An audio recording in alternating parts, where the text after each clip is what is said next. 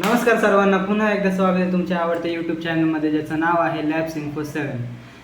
आजचा टॉपिक आहे आपला एल एफ टी म्हणजे लिव्हर फंक्शन टेस्ट. तर आजच्या आपल्या व्हिडिओमध्ये आपण जाणून घेणार आहोत की एल एफ टी ह्या टेस्टचं महत्त्व काय असतं किंवा ह्या टेस्टचे पॅरामीटर्स काय असतात, का केली जाते ही एल एफ टी टेस्ट. तुम्हाला कधी प्रश्न पडला आहे का की एल एफ टी सारखं डॉक्टर वगैरे लिहून देत असतील ह्या प्रिस्क्रिप्शनमध्ये. तर त्याच शंकेचं निरसन करण्यासाठी आपण आज एल एफ टी या टेस्टबद्दल जाणून घेणार आहोत. तर सगळ्यात पहिलं बघितलं गेलं तर आपल्याला फुल फॉर्म म्हणजे एल एफ टीचं फुल फॉर्म म्हणजे लिव्हर फंक्शन टेस्ट. ह्या लिव्हर फंक्शन टेस्टमध्ये तुमचा जो ऑर्गन असतो म्हणजे खूप महत्त्वाचा ऑर्गन आहे लिव्हरची जी फंक्शन्स असतात म्हणजे लिव्हरचं जे कार्य असतं ते नीट करतं आहे का, म्हणजे लिव्हरचं जे फंक्शन आहे तो नीट पार पाडतो आहे का. तर हे सगळं चेक करण्यासाठी आपण लिव्हर फंक्शन टेस्ट करतो किंवा बरेचसे डिसीज डायग्नोसिससाठी पण लिव्हर फंक्शन टेस्ट ही केली जाते. तर सगळ्यात पहिलं आता आपण फंक्शन्स जाणून घेऊया की लिव्हरचे फंक्शन्स वगैरे काय असतात. कारण की एक बघा, जर तुम्हाला फंक्शन्स नीट कळत असतील लिव्हरचे तर त्यानंतरच कळेल की जे मी पॅरामीटर्स सांगणार आहे तुम्हाला 5 ते 6 पॅरामीटर्स असतात ह्या टेस्टमध्ये. तर त्या पॅरामीटर्सबद्दल तुम्हाला अजून जाणून घ्यायला किंवा कळून येईल की हे पॅरामीटर्स कशाबद्दल आहेत. तर चला जाणून घेऊया की लिव्हर म्हणजे काय. तर लिव्हर म्हणजे एक ऑर्गन आहे तुमच्या शरीरातला. त्यामध्ये तुम्हाला खूप म्हणजे लिव्हर 500पेक्षा जास्त, म्हणजे हा सुपर हिरो आहे तुमच्या शरीरातला. 500पेक्षा जास्त फंक्शन्स हा कॅरी करत असतो. म्हणजे जवळपास आपण जर ते मोजके जर घेतले फंक्शन्समध्ये तर ते विटॅमिन ए, डी, ई, के सारखे फॅट सोल्युबल विटॅमिन्स स्टोअर करून ठेवतं. त्यानंतर एक डिटॉक्सिफिकेशन सेंटर म्हणता येईल आपल्याला लिव्हरला. म्हणजे आपल्या शरीरात जे डिटॉक्सिफिकेशनचे जे काम असतं ते लिव्हर पार पाडत असतं. त्यानंतर विटॅमिन के जो तो स्टोअर करतो त्याला कॉग्युलेशन्समध्ये पण तो मदत करतो. म्हणजे क्लॉटिंग फॅक्टर जसं मी CBCमध्ये सांगितलेलं आपल्याला प्लेटलेट्स वगैरे, तर ते क्लॉटिंग फॅक्टर जनरेट करण्यासाठी लिव्हरचे तो के फॅक्टर खूप गरजेचा असतो.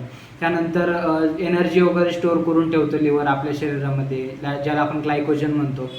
तर त्या फॉर्ममध्ये तो एनर्जी वगैरे स्टोअर करून ठेवतो. किंवा अजून बरेच काम जसं की बाईल सिक्रेट करणं, म्हणजे बिलिरुबिन झालं, बिलिरुबिन सिक्रेट करतं. त्यामुळे आपल्या जे शरीरातले जे पचनक्रिया आहे त्याला मदत होते.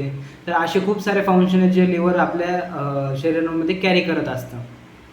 तर त्यानंतर वळूया आपण पॅरामीटर्स काय असतात लिव्हर फंक्शन टेस्टच्या. तर सगळ्यात महत्त्वाचे झाले तर 5 ते 6 पॅरामीटर्स लिव्हर फंक्शन टेस्टमध्ये आपण करतो. तर सगळ्यात महत्त्वाचं आणि पहिला म्हणजे बिलिरुबिन. आता बिलिरुबिन म्हणजे आपल्या शरीरातलं जे लिव्हर असतो ते त्या गॉल ब्लॅडरमधनं बिलिरुबिन सिक्रेट करत असतं. म्हणजे ते पचनक्रियेसाठी मदत करतं. त्यानंतर त्याचे अजून ते आपल्या एक्सक्रिटरी सिस्टीमद्वारे बाहेर पण पडतं. तर त्यानंतर बिलिरुबिनचे 3 पार्ट्स असतात, म्हणजे डायरेक्ट, इनडायरेक्ट आणि टोटल बिलिरुबिन. तर हे 3 व्हॅल्यूज आपल्याला एल एफ टीमध्ये बघायला भेटतात. म्हणजे ह्याचे कोरिलेशन करून आपल्याला व्हॅल्यूज भेटतात, डायरेक्ट, इनडायरेक्ट आणि टोटल बिलिरुबिन. त्यानंतर आलं तर टोटल प्रोटीनमध्ये त्यानंतर आपल्याला येतं अल्ब्युमिन ग्लोब्युलिन किंवा ag ratio, albumin globulin ratio. तर हे बघायला भेटतं. त्यानंतर SGOT आणि SGPT. SGOT खूप महत्त्वाचे पॅरामीटर्स आहेत. म्हणजे सिरम ग्लुटामेट ऑक्सिडेज ट्रान्सामायनेज किंवा सिरम ग्लुटामेट पायरुवेट ट्रान्सामायनेज. तर हे 2 फॅक्टर आहेत अजून एल एफ टीमध्ये. त्यानंतर अजून एक पॅरामीटर बघायचं झालं तर GGT, गॅमा ग्लुटामेट ट्रान्सामायनेज. तर त्यानंतर अल्कालाइन फॉस्फेटेज झाला. तर हे असे पॅरामीटर्स आपल्याला एल एफ टीमध्ये बघायला भेटतात. तर चला वळूया आता प्रोसिजरकडे की एल एफ टी कशी केली जाते किंवा त्यासाठी काय प्रोसिजर लागते का. तर सगळ्यात पहिलं म्हणजे तुम्हाला जसं मी CBCच्या व्हिडिओमध्ये सांगितलेलं, जर तुम्ही ती व्हिडिओ बघितली नसेल तर आत्ता जाऊन बघा. खूप इन्फॉर्मेटिव्ह व्हिडिओ आहे. म्हणजे आता तुम्ही कलेक्शन सेंटरमध्ये जाता कुठल्याही लॅबच्या, तर त्या कलेक्शन सेंटरमध्ये तुमचं ब्लड घेतलं जातं. पुन्हा एकदा आता मी मागच्या व्हिडिओमध्ये तुम्हाला सांगितलेलं की हे ब्लड CBCचं जे ब्लड घेतलं जातं ते EDTA ट्यूबमध्ये घेतलं जातं.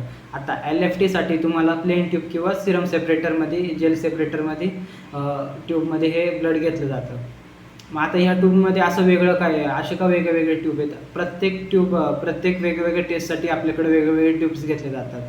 त्या ट्यूबचं पण स्वतःचं मेकॅनिझम आहे, त्याचं स्वतःचं एक महत्त्व आहे.